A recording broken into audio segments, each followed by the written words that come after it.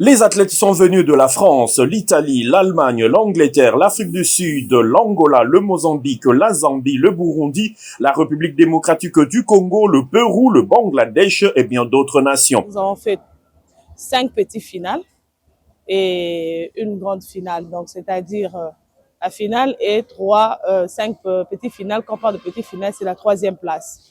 Donc, ils n'ont pas démérité. Félicitations d'abord à eux parce que ils ont été à la hauteur de cette grande compétition où il y a eu une grande participation de plus de 35 pays mondiaux.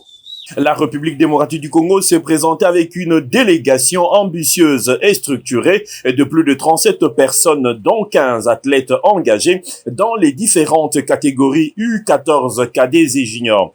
Sur les tatamis de Harare, les jeunes léopards ont fait preuve de discipline, d'engagement et d'un réel sens de responsabilité dans la compétition face à une élite mondiale. 3 médailles pour une sortie réussie. Au terme de la compétition, le bilan est positif pour la République démocratique du Congo. 1 médaille d'argent, 2 médailles de bronze. La compétition n'était pas du tout facile, mais j'ai fait de mon mieux. J'ai joué sur 2 paliers, kata et kumité.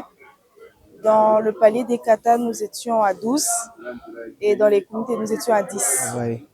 On a bossé grave et depuis on a travaillé sur ça. On savait qu'on n'allait pas rentrer main vide et on a été très très bien encadré par nos coachs et la direction technique. Une performance qui confirme la progression du karaté congolais sur la scène internationale. Malgré une forte concurrence, les représentants congolais ont su tirer une épingle du jeu et se hisser sur le podium. L'occasion de remercier les autorités du pays parce que nous avons participé dans chaque fois. Nous étions avec son Excellence le ministre des Sports, son Excellence Didier Budimbu, quand bien même qu'il était très occupé par la qualification des Léopards football, mais il a trouvé quand même le temps pour être avec nous de la Fédération de karaté et a promis le soutien du gouvernement pour toutes les échéances à venir. Nous avons été toujours réputé la Fédération des grands rendez-vous et tout ce que nous voulons, c'est de continuer avec ces grands rendez-vous. Avec 2 options possibles, l'Espagne ou les Philippines.